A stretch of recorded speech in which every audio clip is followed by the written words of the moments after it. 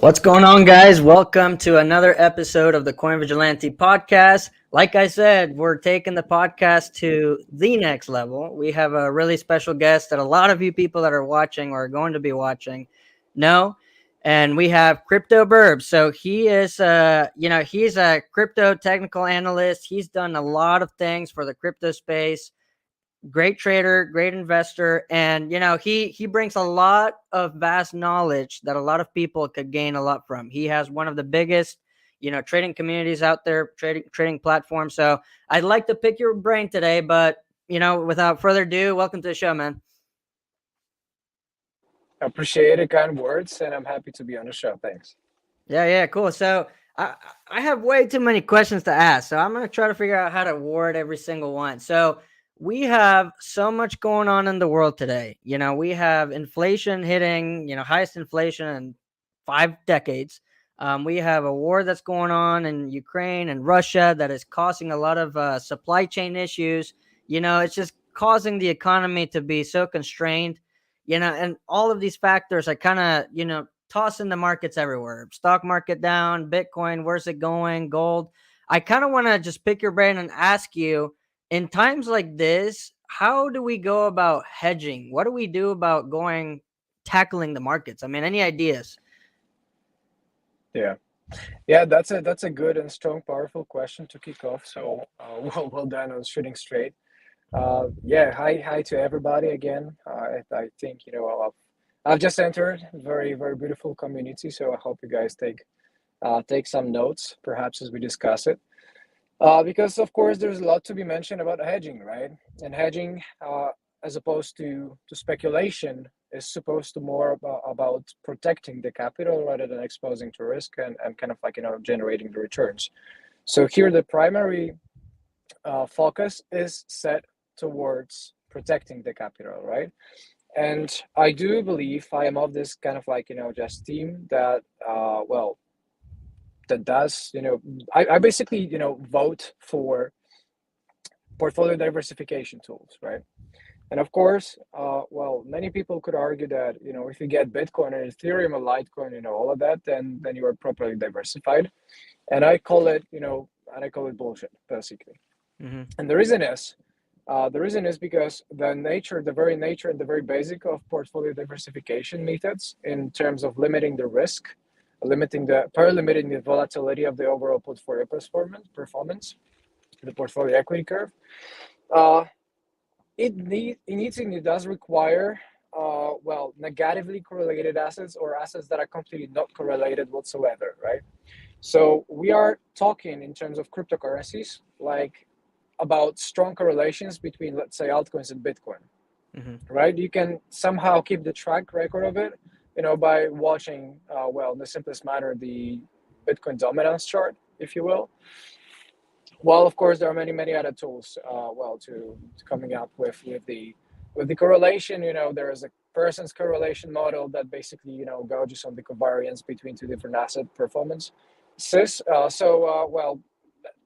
Knowing that there are many ways to actually mathematize it and quantify the proper volatility and the risk, portfolio, I think many people keep forgetting that it's not only the return side of the investments that actually just makes your portfolio healthy, that makes your positions healthy overall, but it is also its downside risk, downside potential in terms of you can refer to it as a volatility, basically, right? Right. So in the real world, when we talk about investments, we talk about the risk adjusted returns, right? Not just returns, but the risk adjusted returns. Because it may happen that your portfolio generates very good returns, but it is so volatile that you basically give away all your money before you even manage to take profits, right? Yeah. So instead of having somewhat of a predictable equity curve, the ideal like case is to have a linear equity curve, right? Just go straight line diagonally upwards. Uh, there's also there are of course many other like types of the equity curves in terms of like the logarithmic curve when it kind of starts aggressively and then the volatility kind of just narrows down to it to enter some sort of like a plateau later. Right. Yeah. The other way around, you have an exponential equity curve where you apply and attach so much risk to it.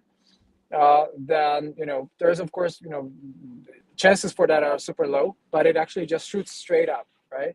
It just kind of like accelerates the further it goes. So, but this is of course unhealthy, and you still want to see kind of like this profit coming in. You still want to see this equity curve going up.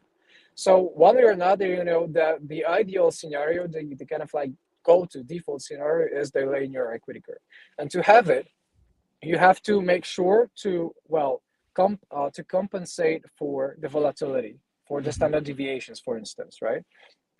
So when we talk about the volatility, we talk about the risk, and we talk about, well, per definition of the risk, because I think many people like the proper definitions. The risk by definition is a situation that involves exposure to danger. It doesn't necessarily mean it's going to like fail, right, for whatever you do, but it means it does involve this exposure to danger, which may happen that eventually you kind of like lose, right?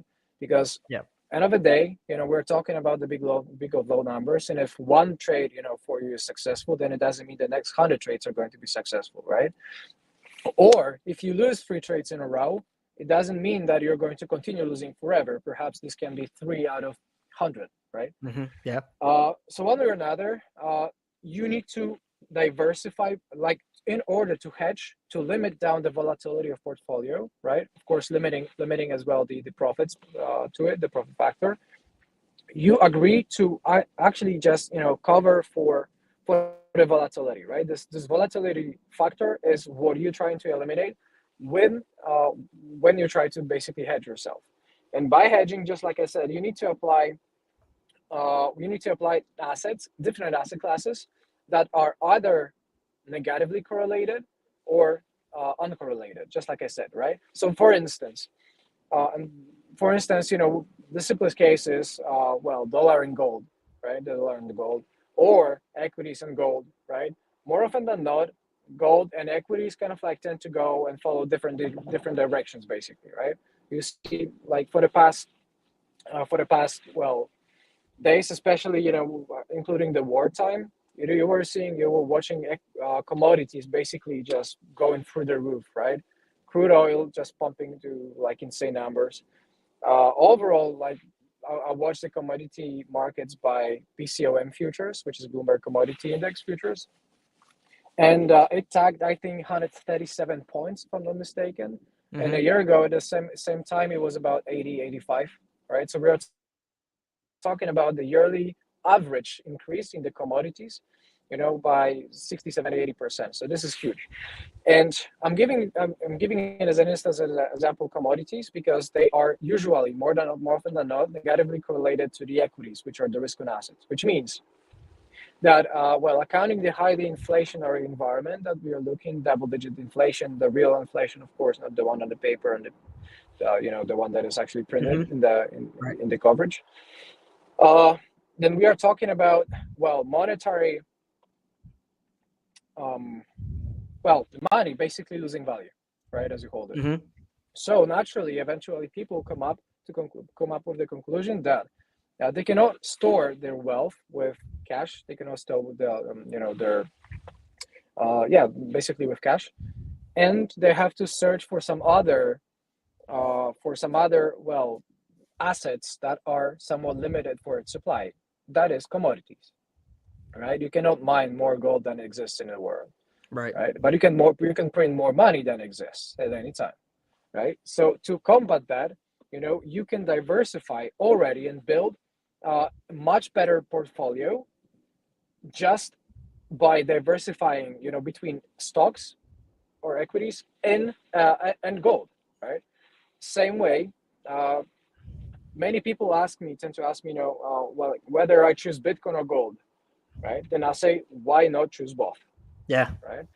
Uh, and that's my approach, right? So I basically search for hedging by diversifying my portfolio. And diversifying my portfolio means not just diversifying between Bitcoin, like Ether, Ethereum, Litecoin, etc., but just going two negatively correlated assets, which most often like changes over the time for the correlations. But recently you saw Bitcoin negatively correlated to gold, right? So I own gold and Bitcoin.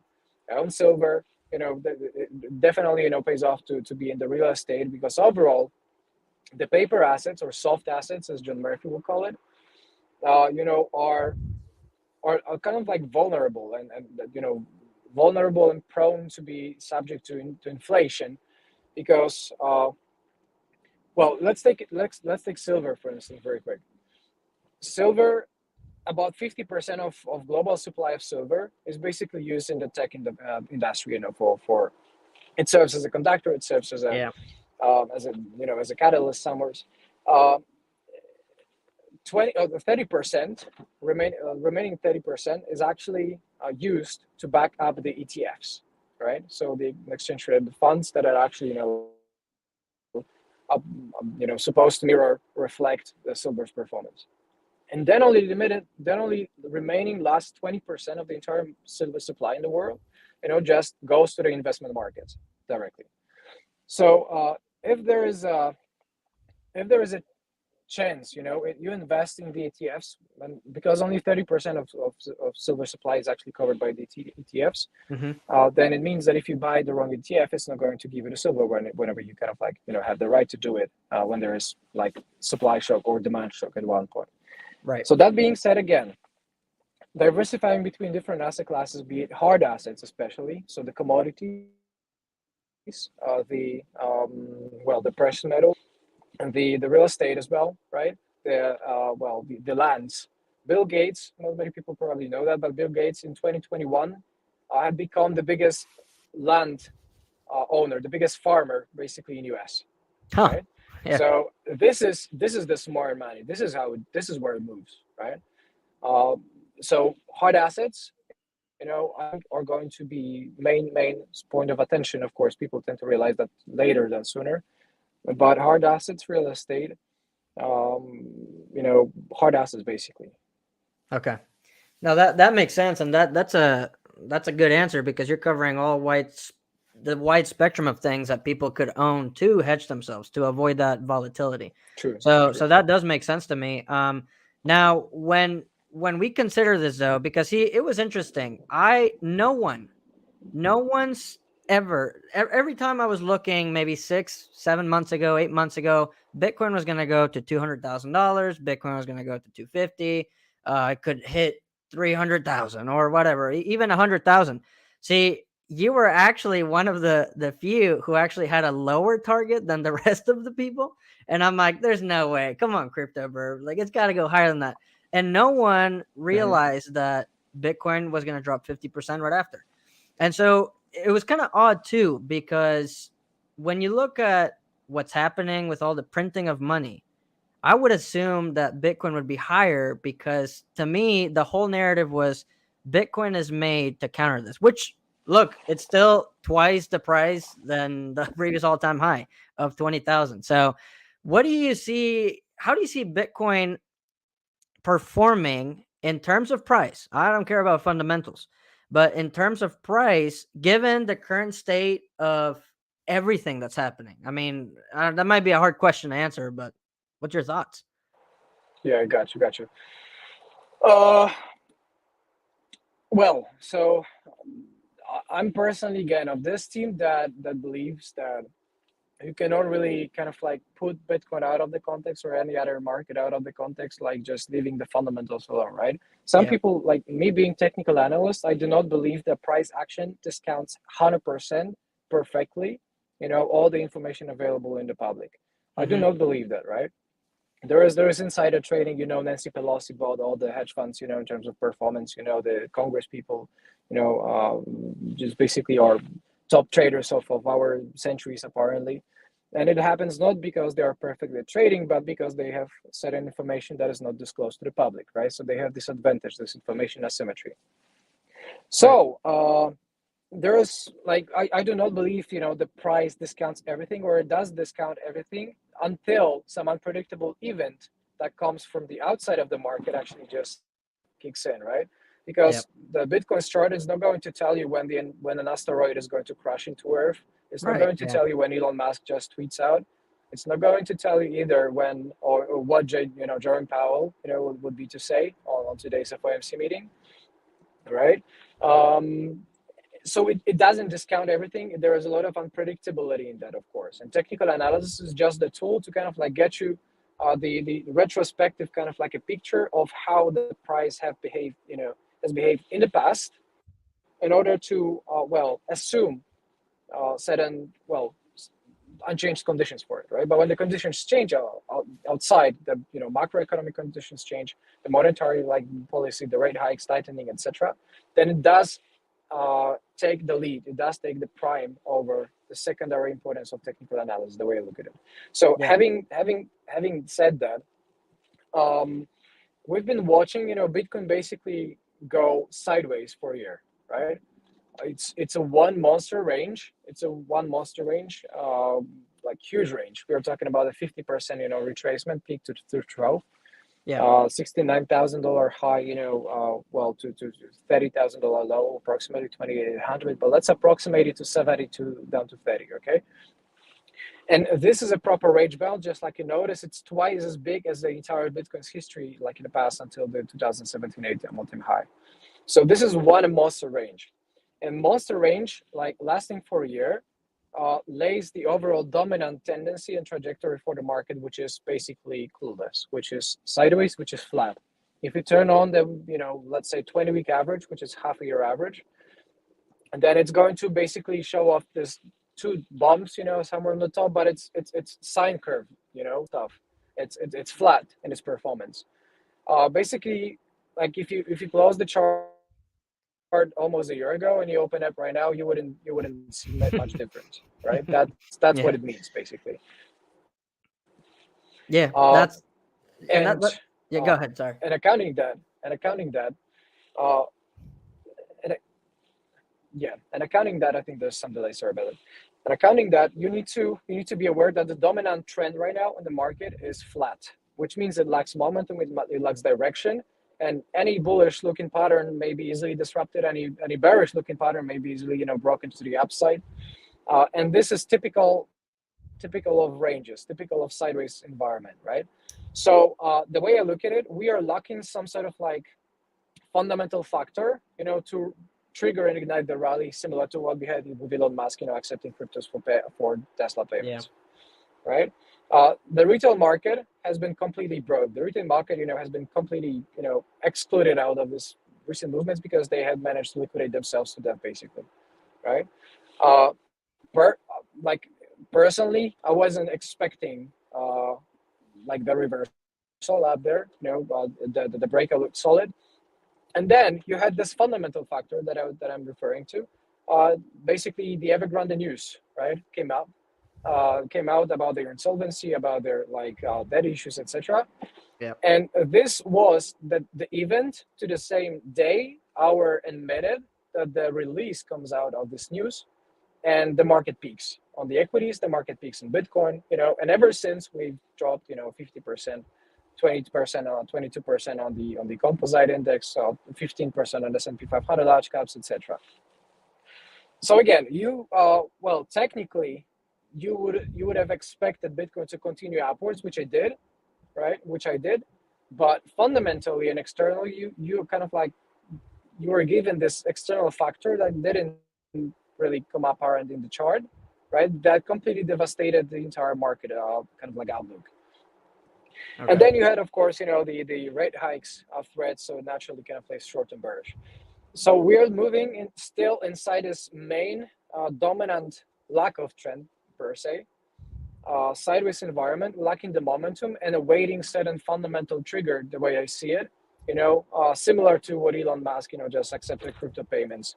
It may be another country, accepting cryptos. It may be easy policy on the and low taxes, for instance, you know, even by the tax authorities all over the world, or states. It may be China accepting back cryptocurrencies, you name it. But we are lacking this sort of like a fundamental factor that would empower additional money moving in from the outside to the inside of the market. That's the way I look at it. And I'm still I'm still, for my previous targets of Bitcoin crossing $100,000 or 150, whatever, Ethereum crossing 10, $20,000, Litecoin even crossing, $1,000, etc. But apparently, you need to, well, be patient a little bit more, because it's not even about the bear market. Like Bitcoin keeps making higher highs and higher lows, right? We had the high Yep. in $65,000 April 2021. We had 28,800s in June, July. We had $69,000 in November, right? And then we had $33,000. So it makes nothing but higher highs and higher lows. This is not a bear market, right? Right. If anything, this is low momentum bull market. But we are still missing some sort of like a fundamental factor that would empower the rally from the outside. And then, if that happens, if that comes, I have no idea what it will be, or when it will be. But it makes sense for me, also accounting the seasonality of the midterm elections, which is 2022 basically right now. Then April as a month has the history of the strongest month in a year, like on average, accounting all the all the wars, all the recessions, all the good times, bad times, right? Right.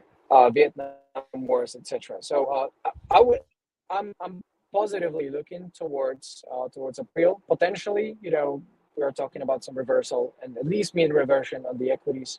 S&P 500 back to 44, 4500s, crypto back to 50s. Like that's what I'm anticipating in the near term. Yeah, and it's interesting because when I looked at the 2017, see, I got into crypto when I was in 2017, and I felt that FOMO occur to me and everywhere around me. I mean, Litecoin made all-time highs from 100 to 450 in 3 days, 4 days. We didn't really see much of that happening. FOMO in the retail market, crazy things happening. And another thing, when you look at on-chain analytics, you're not seeing a flood of Bitcoin going into exchanges, which was similar to 2017 peak. So in fact, actually, there's more whales and people hodling Bitcoin, and I think it's because the investment strategy has changed for Bitcoin. Before, it was something for retail to just, it's the cool thing to do. We're going to the moon. Now, people are actually using it as a strategy to hedge against the uncontrollable like printing of money. I mean, Bitcoin has positioned itself as kind of a digital gold. And I think it's just interesting. I'm in agreement with you that I don't think we're in bear market territory. Um, and like you said, it's an accumulation phase, and it's pretty impressive how long we've accumulated, even with some kind of bullish news here and there. And I think it's cool. I mean, I think it's interesting. I don't think we've peaked. I mean, that's just my thoughts. Yeah, yeah. We were on the same page. Yeah, and then so I have a few more questions before we go because we're gonna wrap it up here in a little bit. Sure. So, do you have any speculation as to who you think will be the next El Salvador? Like, if there's any country that you could think of. That's a good one, man. I mean, yeah, that's a good one. I would be, Jesus, there are like in the map, there are 149 countries, if I'm not mistaken, officially, Yeah. right? Then you also have those unrecognized countries, so you can go, deeper and deeper. But I would argue, some smaller countries, have this kind of like a flexibility and ease, um, you know, basically working in their favors, right? When you kind of like want to shift the entire machine that, let's say, China or well, or even in famous Russia right now, or European Union as a whole, right? Then we are talking about some monstrous creations that basically Yeah. take usually years until they kind of like pass the bills or get it Right. into proper working. So the countries like Salvador, like some small islands, this is where I would be pointing. This is where I would be looking at.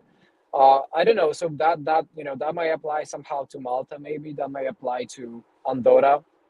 That might apply to what else? Well, Philippines. I think they are pretty strong, right? You would also search for some sort of like Venezuela-like countries that have very high inflation, right? So Yep. you have also Lebanon, as far as I'm concerned, having like 80% inflation, if I'm not mistaken, 100%. You see Turkey potentially, right? Right. And imagine if Turkey actually just approves cryptos because of the high inflation, then this is Hmm. exactly the fundamental trigger that I had been referring to, right? So, well, I would search for some smaller places, some smaller countries like Luxembourg, Liechtenstein, Andorra, even Philippines, somewhere out there. But then eventually we're talking about the possibility for those high inflationary countries, just like Lebanon or Turkey, potentially being somewhere positive about it. Uh, Hard to pinpoint one of Yeah. these. If I were to place my bets, I would go for uh, Jesus, no idea, man. It's hard to guess. No, I get your answer, and it's pretty good. That's a good answer. Okay, last thing, I do rapid fire questions right before I wrap up the whole show. So what I'm gonna say is any statement or question that I present to you, you have to say the first word and only one word that comes up to your mind. Okay, so I can say anything. So let's start. Here we go. Bitcoin, Money, Litecoin,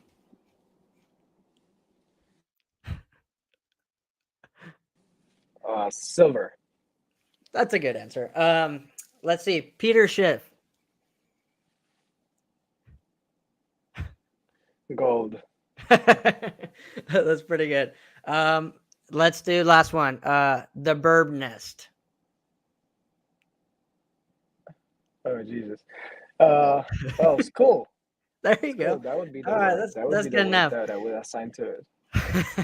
All right, well, sounds good. All right, Crypto Burb, Good, thanks for good, good. coming to the show. I appreciate your thoughts. A lot of people learned from this today, and I hope you guys took notes. So, anyway, maybe in the future we'll have you on again, but I do appreciate your time, man. Sounds good, and thank you so much for having me. And I just want to say, give a high five and a huge shout out to you. What you're doing, I think, being active in a space requires a lot of courage, a lot of time, a lot of professionalism. You have all that, and just keep it going. And beautiful people are around you are going to come in. So best All right. luck for you guys. Oh, perfect. Thank you.